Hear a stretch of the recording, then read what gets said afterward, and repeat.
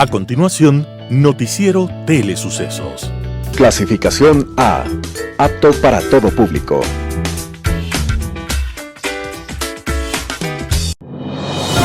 Inicie el día bien informado. El mejor noticiero de la mañana informando para usted. Noticiero Telesucesos. Primera parte del noticiero Telesucesos con las noticias más importantes del día. Estimados televidentes, bienvenidos a una emisión más de su noticiero Telesucesos.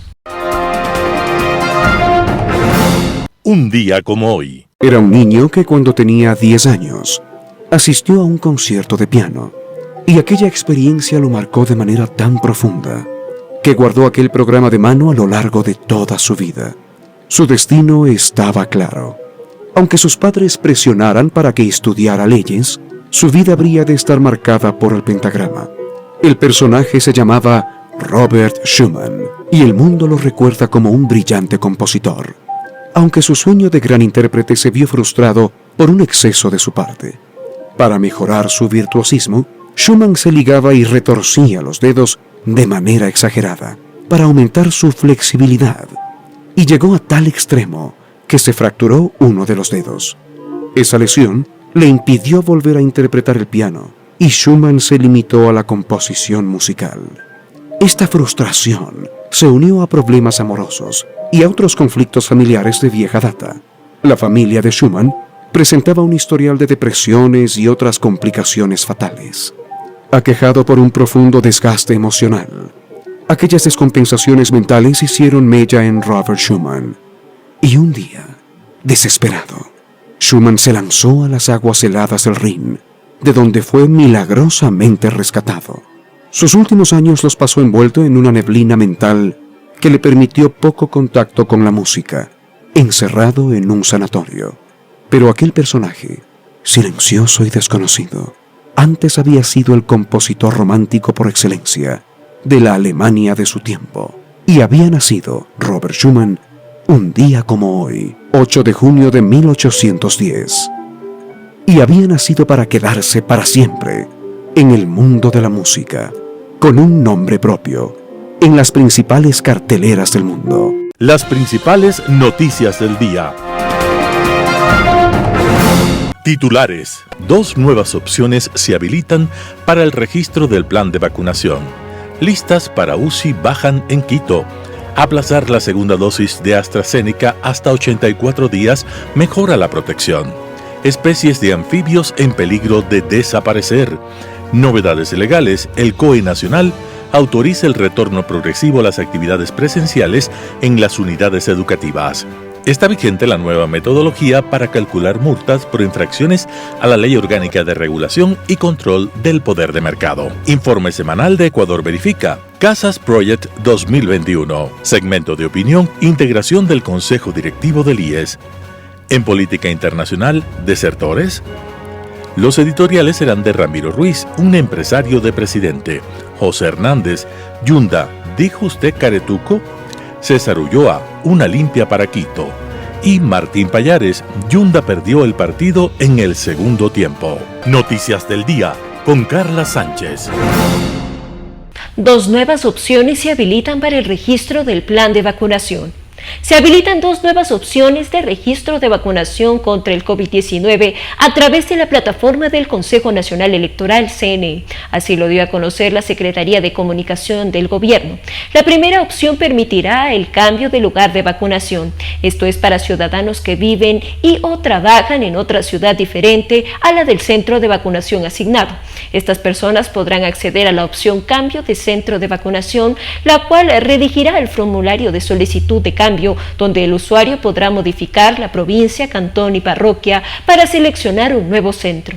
Las personas que tengan registrada la vacunación de la primera y segunda dosis no podrán acceder a la opción para cambiar su centro de vacunación. La segunda opción es actualizar el registro de vacunación. Para personas que fueron vacunadas en el exterior, su registro en el sistema permitirá la exclusión del sistema de vacunación, permitiendo así que el cupo asignado sea utilizado para otra persona.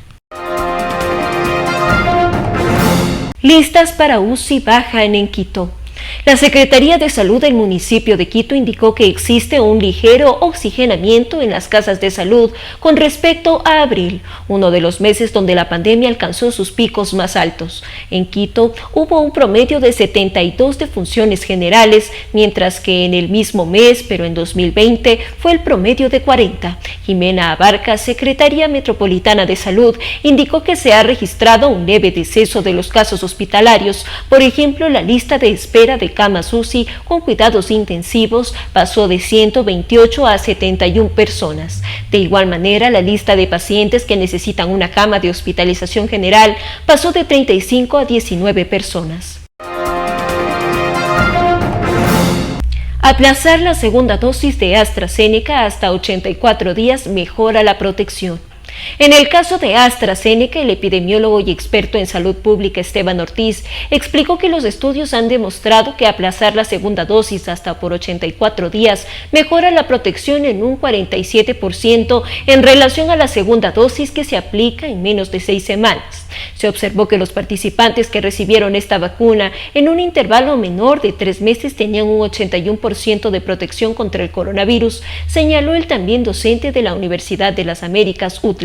Quienes recibieron la segunda dosis en un intervalo menor a las 6 semanas tuvieron una protección del 55%. También se detectó que las personas de entre 18 y 55 años que aplazaron la dosis de AstraZeneca hasta por 84 días obtuvieron el doble de anticuerpos que las personas que recibieron la segunda dosis antes de las 6 semanas.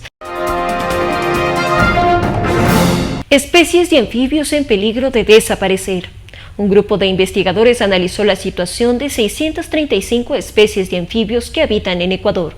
Más del 57% están amenazados debido a la destrucción de su hábitat. Mauricio Ortega, coautor de la investigación y docente de IQIAM, expresa que el listado se divide en 6 categorías, de las cuales 3 son preocupantes. La lista fue elaborada bajo los criterios de la Unión Internacional para la Conservación de la Naturaleza y detalla el nivel de amenaza de las especies. Tras los resultados, los investigadores recomiendan las siguientes acciones: aumentar el Sistema Nacional de Áreas Protegidas para incluir a más especies amenazadas, apoyar a los programas de conservación, focalizar los esfuerzos de investigación hacia la descripción de nuevas especies. Novedades legales a cargo del estudio jurídico Naranjo Martínez. El COE Nacional autoriza el retorno progresivo a las actividades presenciales en las unidades educativas. El 2 de junio de 2021, el Comité de Operaciones de Emergencia COE Nacional resolvió autorizar el retorno progresivo a las actividades presenciales en las unidades educativas. Las instituciones educativas que cuenten con un plan institucional de continuidad educativa debidamente autorizado podrán hacer uso de sus instalaciones a partir del 7 de junio de 2021. En el caso de las instituciones educativas que aún no cuenten con su plan institucional de continuidad educativa autorizado, se someterán al proceso de simplificación para el efecto que determine la Autoridad Educativa Nacional. Consecuentemente, el COE Nacional resolvió levantar la suspensión de las clases y actividades presenciales de los planes pilotos autorizados previamente por las instituciones de educación superior. Está vigente la nueva metodología para calcular multas por infracciones a la Ley Orgánica de Regulación y Control del Poder de Mercado. Mediante resolución número SCPM-DS-2021-19, la Superintendencia del Control del Poder de Mercado expidió la metodología para la determinación del importe de multas por el consentimiento de infracciones a la Ley Orgánica de Relación y Control del Poder de Mercado. La norma se refiere a los principios aplicables a los procedimientos de cálculo y a los criterios y fórmulas para el cálculo. Es aplicable a los procedimientos sancionadores que se inicien de manera posterior a su publicación en el registro oficial, es decir, a partir del 3 de junio de 2021. Los procedimientos sancionadores que se encuentren en etapa de investigación o sanción se regirán por las normas vigentes en el momento de su inicio.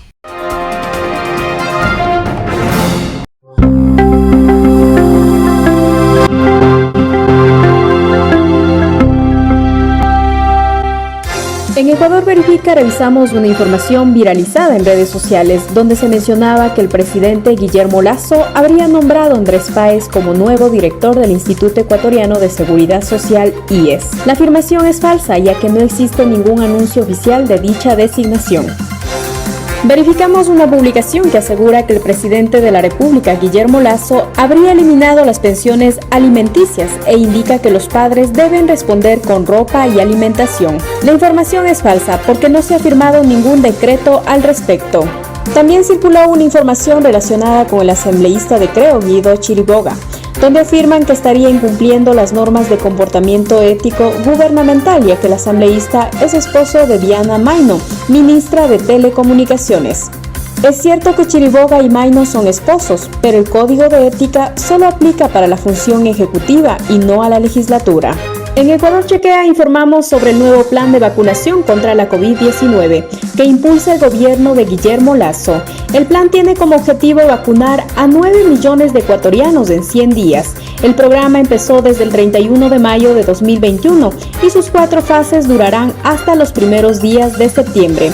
Puedes conocer el lugar y fecha de vacunación ingresando a lugarvacunacion.cne.gov.es. Desmentimos una cadena de mensajes que circula en WhatsApp donde indicaba que todas las personas vacunadas morirán en 2 años y su autor sería Luc Montagnier, ganador del Premio Nobel de Medicina. Es una información falsa, no existe evidencia para considerar válida esa afirmación.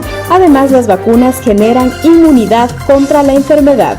Información verificada, lo puedes encontrar en las páginas de Ecuador Verifica y Ecuador Chequea. Casas Project 2021 es un proyecto para los profesionales de la construcción y afines para demostrar su talento y su capacidad de innovación. La idea nació con la intención de crear una experiencia sensorial y el resultado final presenta más de 40 espacios en los que se exhiben nuevos estilos, tendencias, materiales de construcción, revestimientos, tecnología, mobiliario y decoración. Casas Project 2021 abrirá sus puertas al público hasta el 11 de junio, de 10 a 17 horas. Casas Project es un proyecto que agrupa a 38 diseñadores y arquitectos. En este caso, el pabellón de Najas Arquitectos es el resultado de una conexión entre una necesidad comercial que lo que busca es promover el uso de materiales, en este caso de la empresa Bricks, donde nosotros escogimos materiales para el revestimiento del pabellón y también para el interior del pabellón. En el pabellón dentro tenemos una experiencia que busca más allá de ser una exploración de decoración o de mobiliario, una experiencia mucho más introspectiva, mucho más emocional. Y afuera el pabellón es bastante puro, limpio y de colores negros y neutros, de tal manera que quien visite el espacio descubre un calidoscopio de colores y tiene un momento realmente de paz interna. Esta experiencia va a estar hasta el día viernes 11 de junio. Los invitamos a que vengan a conocer Casas Project y el pabellón que hemos preparado en Najas Arquitectos.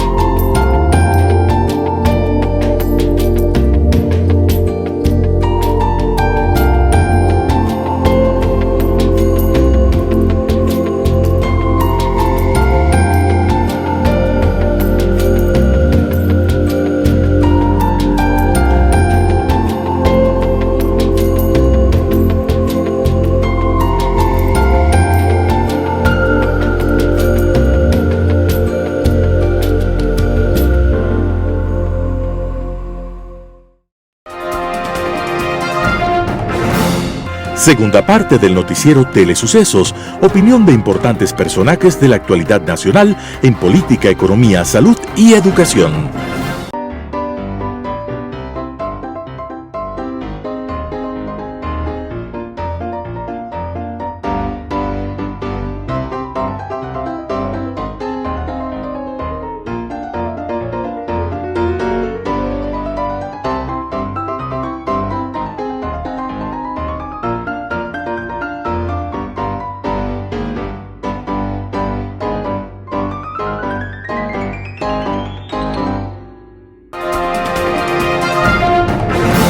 Opinión. Saludos cordiales a la audiencia. El seguro social es el tema de esta intervención de mi parte y tiene que ver con lo que se relaciona con la conformación del Consejo Directivo del IES.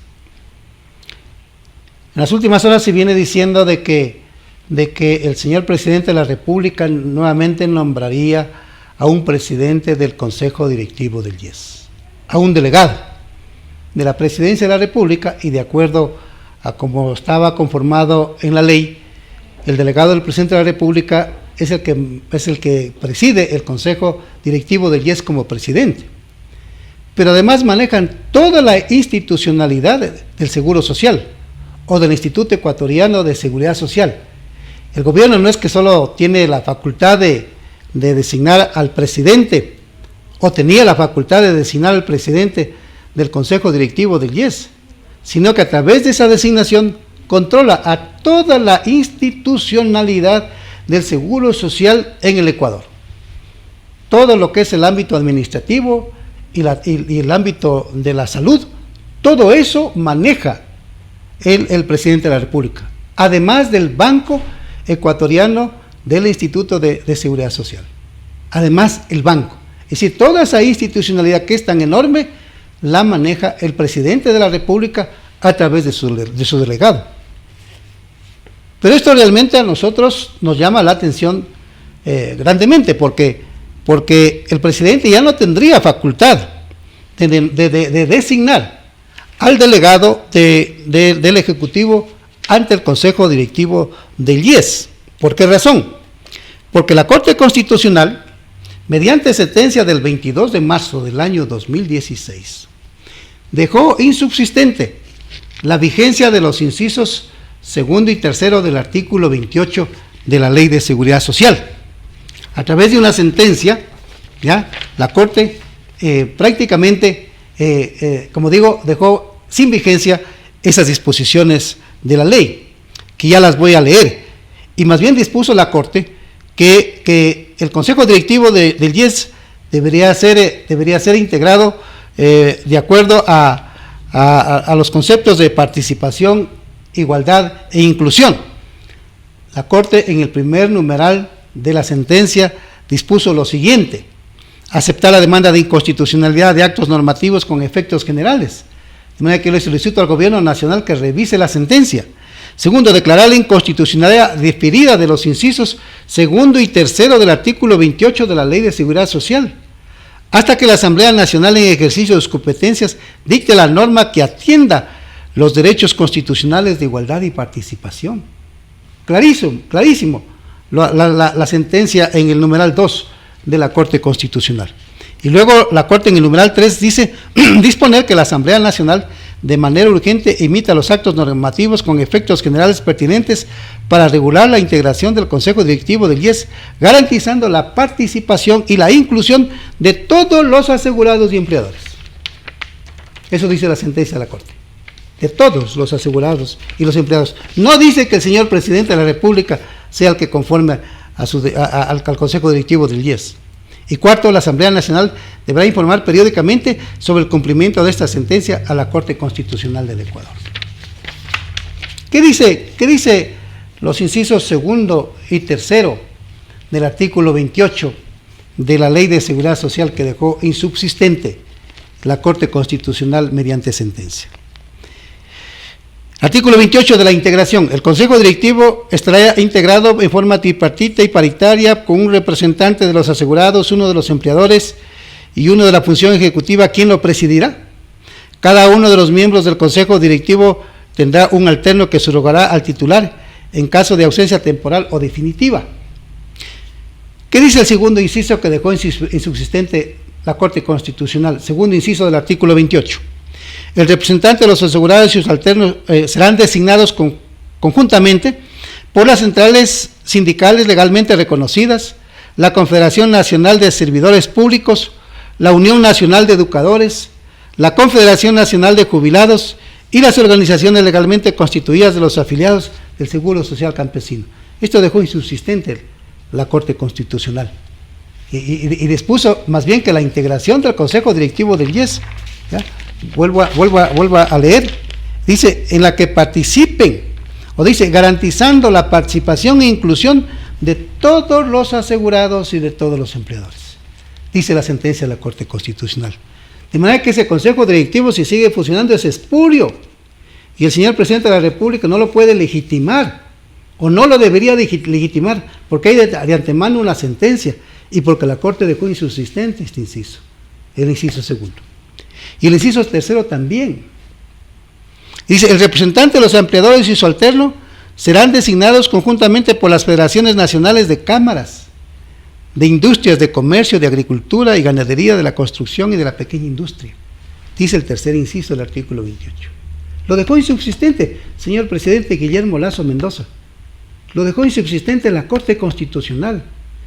El señor secretario jurídico de la Presidencia de la República debería pedir la sentencia de la Corte Constitucional, pero no pueden legitimar esto que dejó sin vigencia la Corte Constitucional. Sería gravísimo, sería no actuar con ética, con moral pública.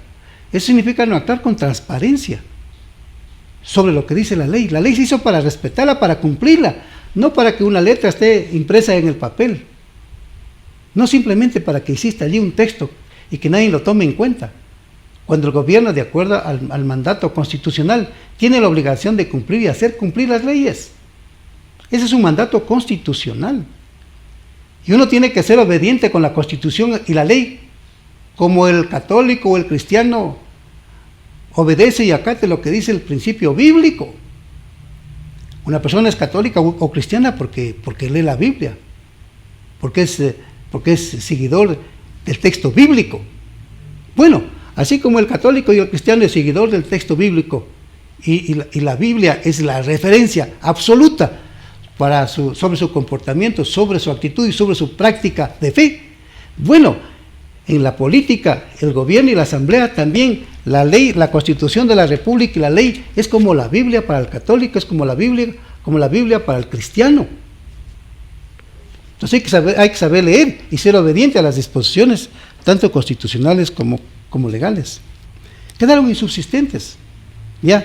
Esto es producto de una demanda que interpuso la señora Silvia Carolina Vázquez Villarruel el 20 de octubre del 2015. Ella argumentó que no se sentía parte siendo empleadora, no se sentía parte de los gremios empresariales, porque dijo la mayoría no son afiliados, de los empleadores no son afiliados a los gremios empresariales. Y ella mencionó que en la demanda, que la Cámara de Comercio de Quito, por ejemplo, tiene 20,000 socios. Dice, eso significa menos del 16% de los empleadores afiliados a la Cámara de Comercio. En el caso de Guayaquil, 15,000 socios. Son menos del 18% de los empleadores afiliados a la Cámara de Comercio de Guayaquil. Y luego dice, la Cámara de la Pequeña Industria de Tungurahua, apenas están afiliados 92 socios, que significan menos del 0.23% de los empleadores de la provincia de Tungurahua. Y luego cita la Cámara de la Pequeña Industria de la SUAY, dice que son 200 socios afiliados a la Cámara. Eso significa el 0.75% de los empleadores, ¿ya?, de la provincia de la SUAY que están afiliadas a la Cámara de la Pequeña Industria. Entonces no es correcto cuando no hay una representación total o mayoritaria para que sean ellos los que elijan al representante de los empleadores. Eso dice la señora Silvia Vázquez Villarreal en la argumentación, en la fundamentación de la sentencia que impulsó ante la Corte Constitucional el 22 de marzo del año 2016. Entonces ella dice, me siento discriminada. me siento excluida, están afectados en mis derechos de igualdad. Derechos de igualdad, por ejemplo, del artículo 11, que dispone, todas las personas son iguales y gozarán de los mismos derechos, deberes y oportunidades. Ella argumenta que se está lesionando esta disposición constitucional. Y también dice del artículo 66, respecto de los derechos, ¿no? Y se reconoce, el artículo 66 dice, se reconoce y garantizará a las personas los derechos en materia de igualdad. El derecho a la igualdad formal, a la igualdad material y la no discriminación, dice la Constitución de la República, y ella argumenta esta disposición constitucional en la demanda que interpuso a la Corte Constitucional. Entonces quedaron insubsistentes los artículos, los incisos segundo y tercero del artículo 28. Y en los hechos, el número de empleadores al 31 de diciembre del año 2019 fueron 487.393 personas empleadores del sector privado. Y del sector público fueron 3.363. Pero ella, como es del sector privado, es empleadora del sector privado, entonces dice, debemos participar en la designación del representante de los empleadores, todos los empleadores. En este caso, si se mantuviera el mismo dato, 480.393 del sector privado.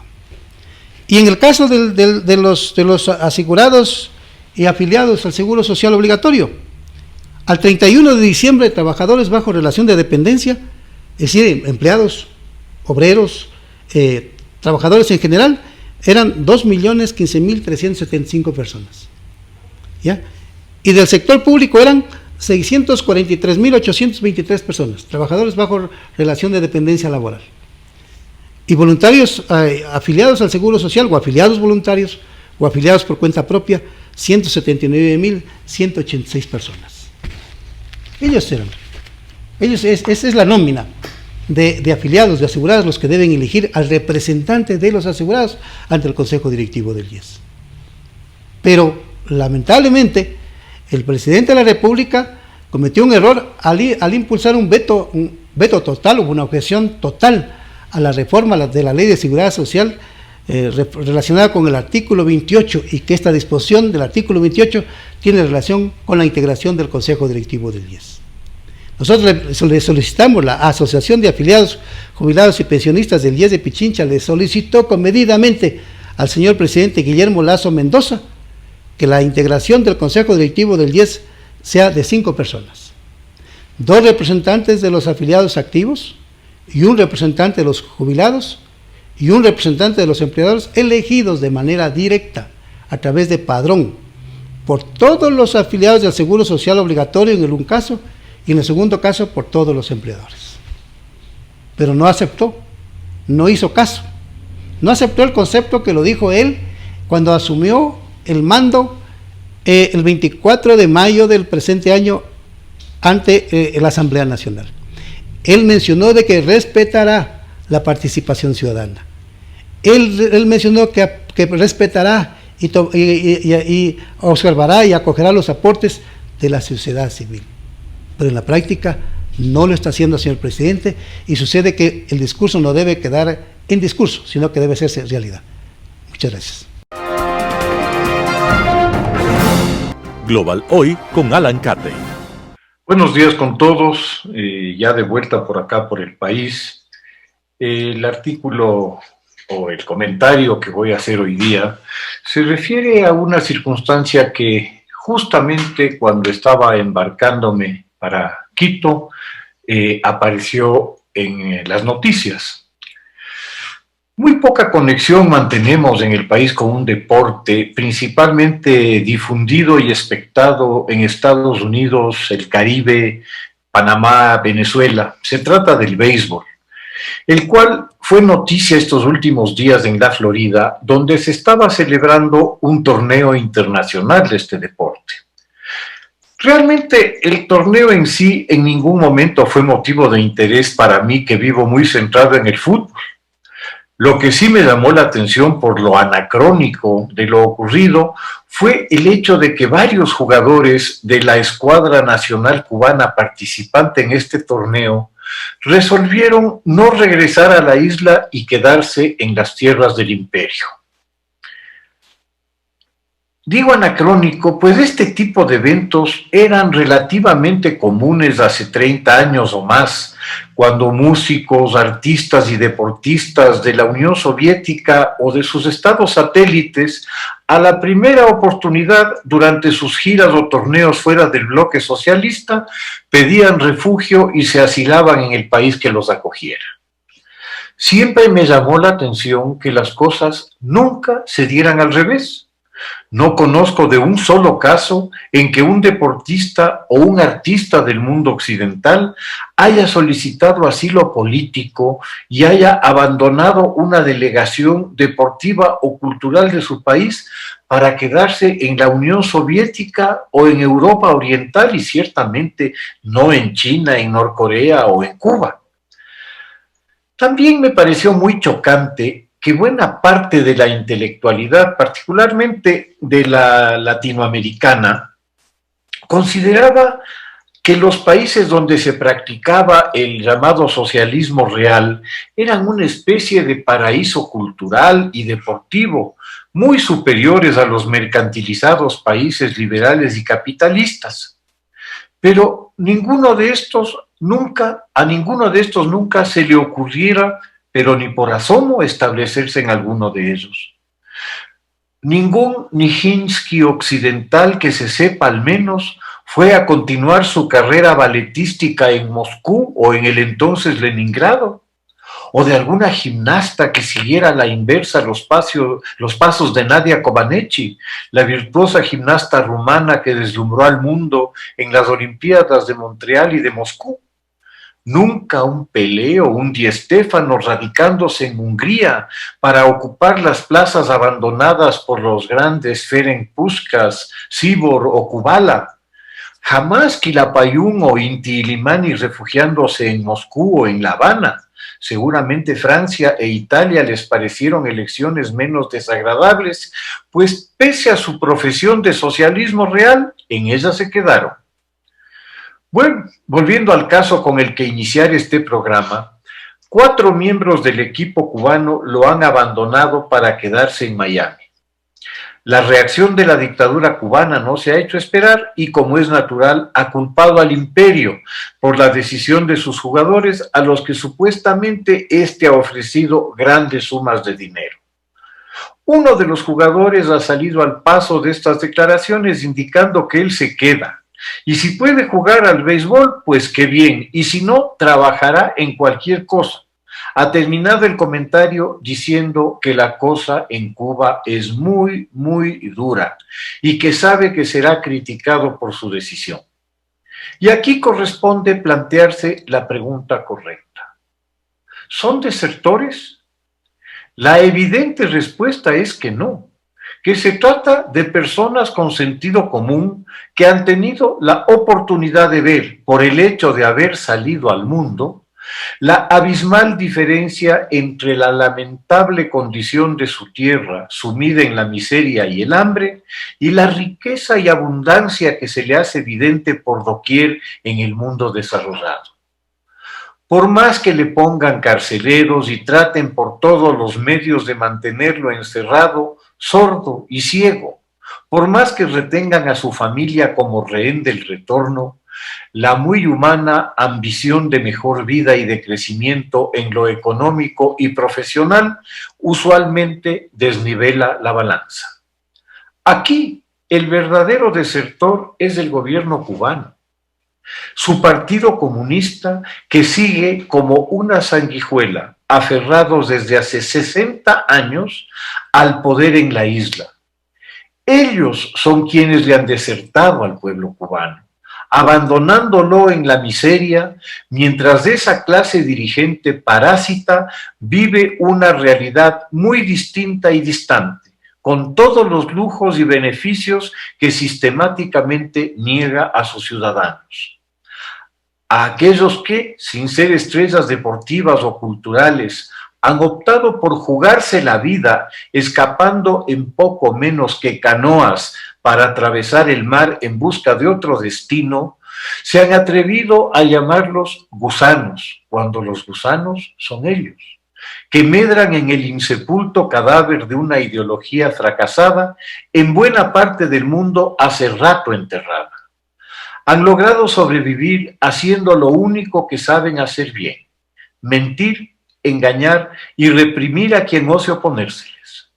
Han sido capaces de encontrar nuevos huéspedes a los que parasitar luego de que su principal soporte en lo ideológico y económico, la Unión Soviética, se viniera abajo con toda la estantería en 1992. Sería la Venezuela de Chávez a la que explotaría y aún explota, pese a que, como todo parásito, va matando de a poco a su víctima. Y siguen por el mundo buscando nuevos huéspedes incautos a los que embaucar para que los sigan manteniendo. La necesidad es madre de la astucia, y ciertamente esta nunca le ha faltado a la dirigencia cubana. En sus maestros y médicos ha encontrado ahora moneda de cambio para, despojándolos del fruto de su trabajo en tierras extranjeras, seguir robando a propios y extraños, obteniendo las divisas del capitalismo que requieren para mantener el tren de vida al que se habituaron. Facundo Cabral, tan fecundo siempre, fue quien acuñó ese inolvidable chascarrillo sobre las habituales bajas que las delegaciones cubanas sufrían en cada salida al mundo. ¿Qué es un trío?, preguntaba Facundo, y se respondía: lo que queda de una orquesta sinfónica cubana luego de una gira por Europa. Poco cabe añadir. Muchas gracias. Editorial. Un empresario de presidente. Tenemos un país con valiente, con un gobierno autoritario y de otro que rescató la democracia, pero con una administración débil y acompañado de funcionarios del poder oculto. Todavía a orden de rescoldos del populismo que pretende manipular la política desde Bélgica, Venezuela y México. Allá se esconden los políticos bandidos. En el país aún quedan los prejuicios como el rencor a los empresarios y a los ricos. Un grupo de resentidos y prejuiciosos ya anunció paralizar el país. Mientras tanto, el presidente está concentrado en el trabajo de la vacunación masiva. La ruta a una vida normal es la vacunación de 9 millones de ecuatorianos, como se prometió con el presidente Lasso. Para conseguir el triunfo en esta tarea, el gobierno debe caminar con paso firme, planificado hasta el detalle más pequeño y por fin una ejecución segura. Guillermo Lasso tiene imaginación. ¿Será posible que el empresario y banquero lo aplique en el gobierno? No es lo mismo tocar la guitarra que el violín, así dice un adagio popular. Para el presidente la guitarra fue el Banco de Guayaquil y el prestigio reconocido en el país y en el exterior. El violín es la administración pública y la maraña de leyes, reglamentos y normas que complican el trabajo eficiente. El gobierno del empresario Lasso tiene que administrar lidiando con la burocracia y negociando con otras fuerzas opositoras. El único negocio de un gobierno es el bienestar del país, y el bienestar se consigue conciliando la economía y facilitando trabajo a la población. Además, concediendo buenos servicios de salud, seguridad, educación para la vida. En este negocio, la oposición debe renunciar al poder intransigente en beneficio del país. El poder de la oposición está limitado por las leyes, la codicia, la política y el vicio de la corrupción. Así también el poder del presidente y el gobierno está limitado por las leyes, pero tiene a su favor una fuerte conducta ética. Comenzó a trabajar desde joven, creció en un hogar pobre. El trabajo ha sido la única manera de terminar con la pobreza, y así ha sido siempre. La historia de la humanidad lo confirma. Aprendió administración en una empresa bancaria. ¿Cómo aplicar la imaginación del empresario en un gobierno? ¿Cuál es la historia del Banco de Guayaquil? El Banco de Guayaquil inició el trabajo el 20 de diciembre de 1923 como Sociedad Anónima Banco Italiano, y el 24 de septiembre de 1941 se lo identificó como Banco de Guayaquil. Un 9 de mayo de 1984, el Grupo de Accionistas de Financiera del Sur S.A. la compró la mayoría de acciones del Banco de Guayaquil. Danilo Carrera Druid fue nombrado presidente ejecutivo del banco. Lo reemplazó en la presidencia ejecutiva Guillermo Lasso Mendoza. En 2008, con la dirección de Guillermo Lasso, el Banco de Guayaquil hizo un proyecto denominado Banco del Barrio. Consiste en delegar microempresarios no bancarios de barrios urbanos y poblados rurales para que proporcionen algunos servicios bancarios. Los resultados del Banco del Barrio fueron reconocidos en 2011 como el mejor proyecto de bancarización de Latinoamérica en 2010. Para poner un banco en cada tienda se necesita imaginación y mucho trabajo. El banco llegó a las tiendas donde la gente compra con facilidad y además está junto al hogar. Es un buen servicio y el banco ahorra infraestructura física y tecnológica. Solo se necesita un lugar de abastos para la máquina sencilla. A alguien le debió ocurrirle esta idea loca. Lo hizo el actual presidente. Esperemos que en el equipo de gobierno tenga ideas sencillas, cristalinas y poderosas. Es ineludible que en una empresa se constituye con imaginación, visión y constancia. Estas características de un servicio bancario consiguieron la confianza de los clientes y el caso particular de la pandemia, cada ciudadano es un cliente del servicio de vacunación. El éxito de la defensa de la vida con la vacunación exigirá el despliegue de las instituciones públicas y privadas, iglesia, gobierno, medios de comunicación. Los ciudadanos necesitan la colaboración mutua de todos, desde el conserje hasta el ministro, el profesor, el médico y el cura. El resultado será un país protegido y con una confianza incondicional. Ramiro Ruiz.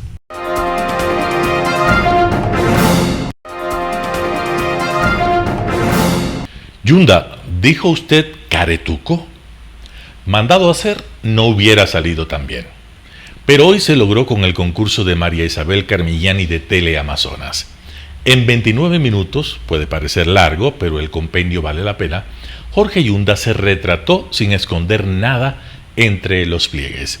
Se esperaba que apareciera tras la remoción como alcalde por el que votaron 14 de los 21 concejales de Quito.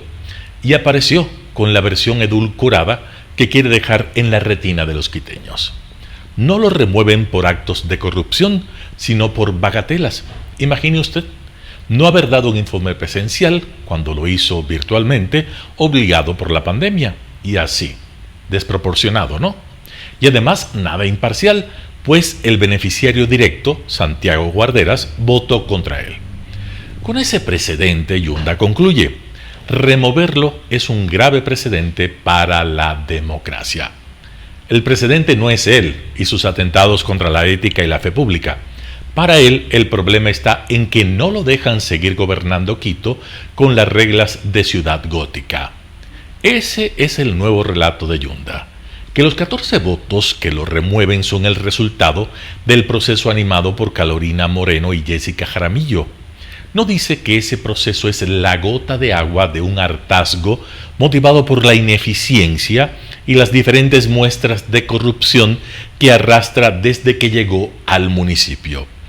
Hartazgo agravado en los últimos meses por la compra de pruebas de detección de COVID, cuya baja sensibilidad lo obligó incluso a cambiarlas. Los chats con pruebas de corrupción encontrados en el teléfono de su hijo. La inacción en el tema del metro, la rotación de altos funcionarios en empresas bajo sospecha de graves irregularidades.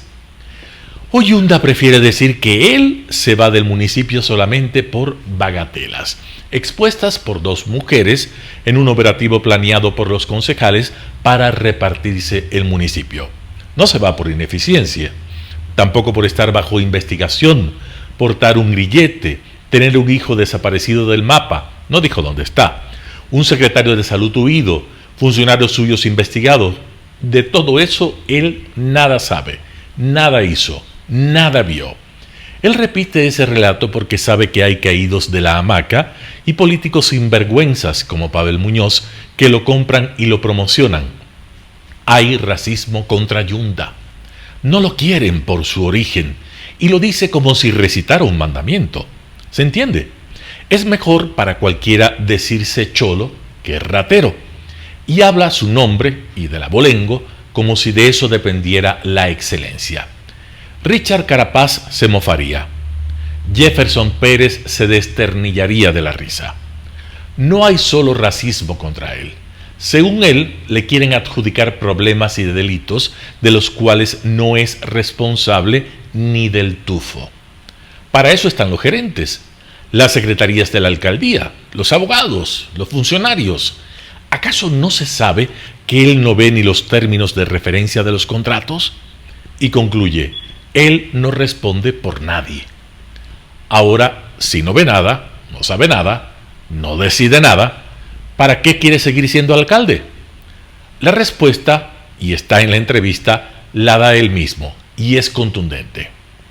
Yunda posee una capacidad inagotable para mentir, y miente en directo. Síganlo cuando habla de la pavimentación de Quito. Arranca diciendo que desde hace 20 años nadie ha hecho nada en ese campo en la capital. Sube a 30 años, a 40 y termina en 50 años. ¿Qué ha hecho él? Repavimentar. Y cualquiera imagina un número grandioso de kilómetros sin baches, con tapas de alcantarillas, con señalización. Son 120 kilómetros, lo dice él. 120 kilómetros de 8.500 kilómetros de vías que tiene Quito. Yunda puede provocar un ataque cardíaco. El libreto es el mismo cuando habla de su hijo. Según él, cometió un error: chatear con sus funcionarios.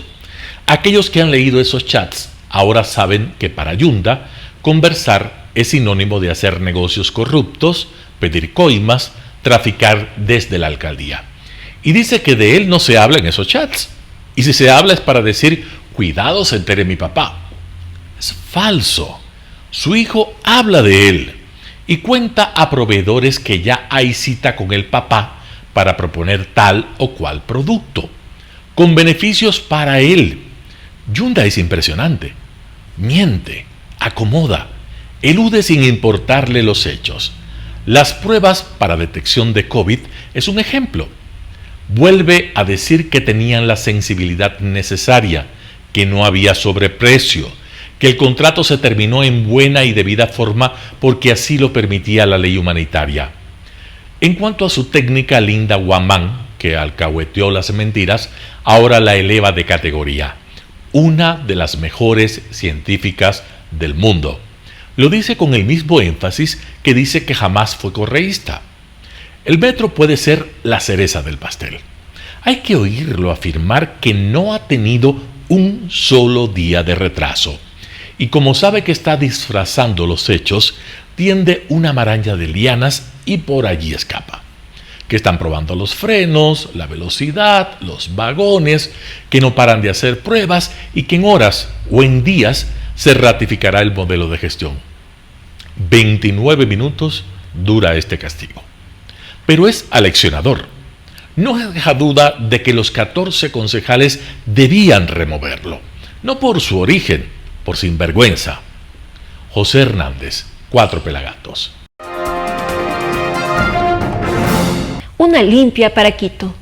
Quito necesita una limpia urgente en la que salga todo, pero absolutamente todo. El egoísmo y la defensa que hacen de su metro cuadrado cada sector, gremio, empresa y colectivo, la irresponsabilidad de unas élites indiferentes, la fragmentación política promovida por los partidos, la descomposición social que se ha elevado a la corrupción al altar y los diagnósticos de los expertos que hablan para sí mismos. Esta situación no es de ahora ni tampoco se resuelve con la censura y destitución de Jorge Yunda. La capital ya venía de 2 administraciones desastrosas, una arropada en el cuento de la revolución que nunca fue y la otra descafeinada a más no poder, todo light. La polarización populista hizo de las suyas en la capital y los daños son incalculables. Ahora la restitución de la gobernabilidad es urgente, pues esto va más allá de los intereses electorales de los partidos representados en el Consejo. Se necesita una causa común, la calidad de vida de los y las ciudadanas. La primera pregunta que debemos responder es la siguiente: ¿cuál es el proyecto de ciudad que queremos para dentro de por lo menos 30 años? Ya no se trata de echar la culpa a la banca ni de buscar otros chivos expiatorios. La ciudad es la relación y la suma de responsabilidades individuales, en donde es tan importante el ciudadano que no hace espacio del espacio público urinario como tarea del concejal que preside la comisión de presupuesto.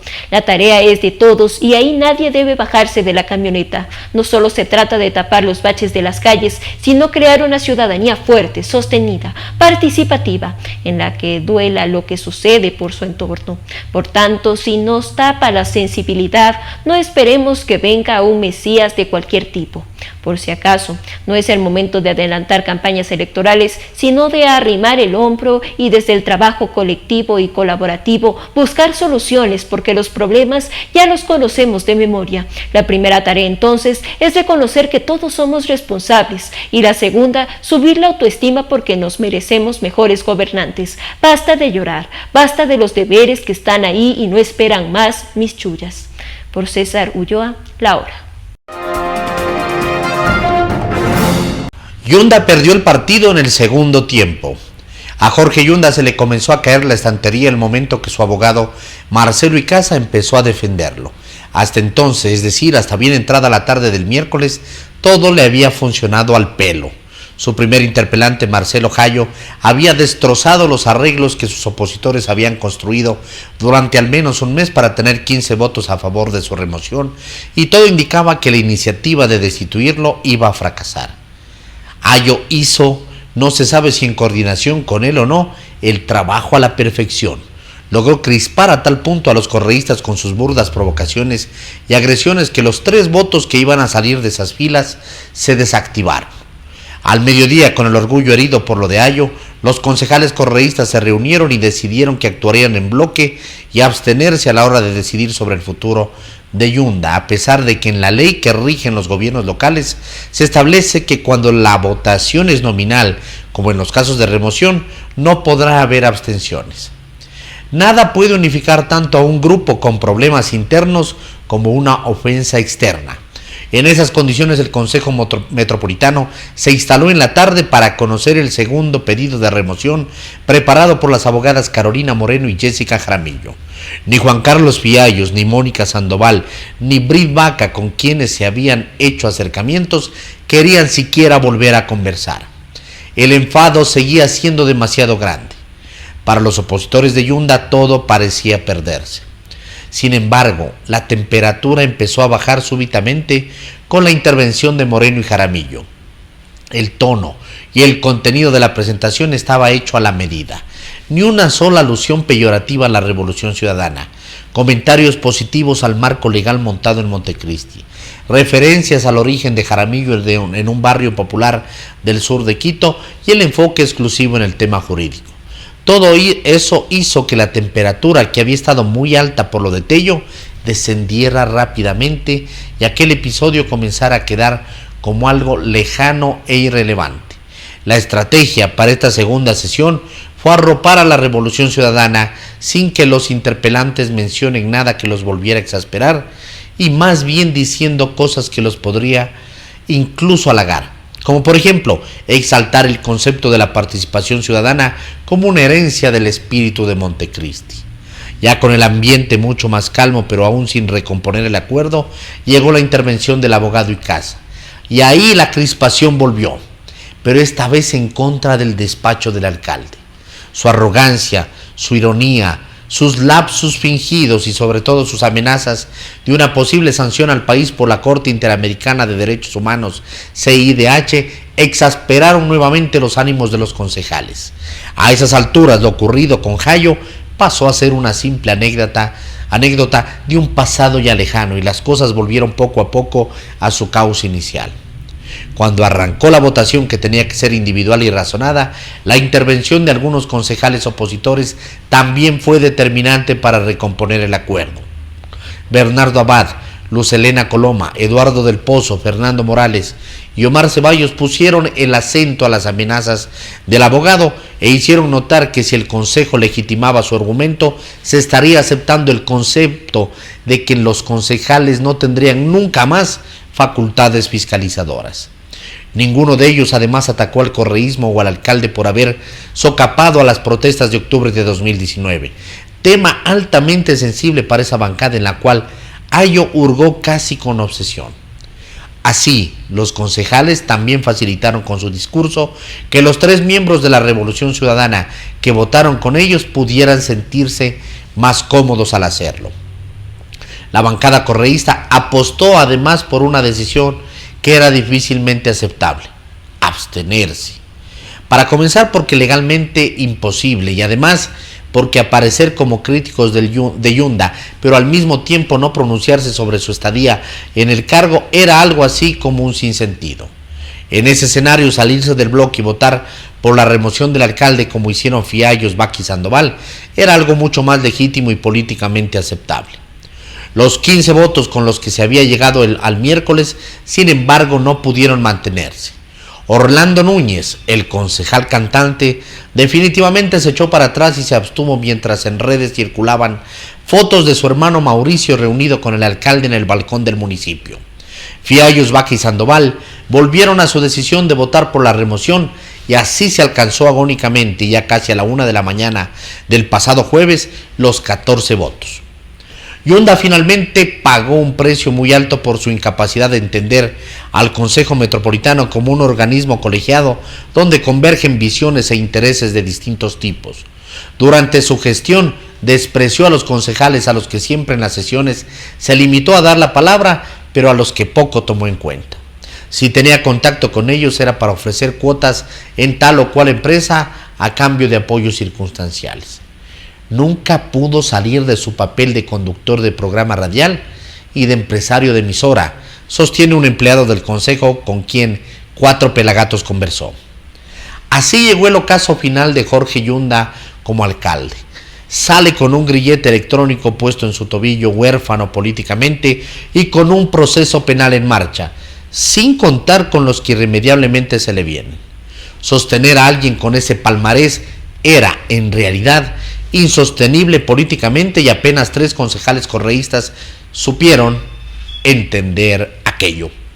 Editorial publicado en el portal digital Cuatro Pelagatos, de autoría de Martín Pallares. Y así finalizamos una emisión más de su noticiero Telesucesos. Manténgase en la sintonía de nuestra programación y no olvide seguirnos por nuestras redes sociales. Nos encuentran en Facebook como Telesucesos, en Instagram como @telesucesos_ en Twitter como @telesucesos29, en YouTube como Telesucesos HD y también por nuestra página web www.telesucesos.net. Hasta la próxima. Lo mejor de la mañana informando para usted. Noticiero Telesucesos.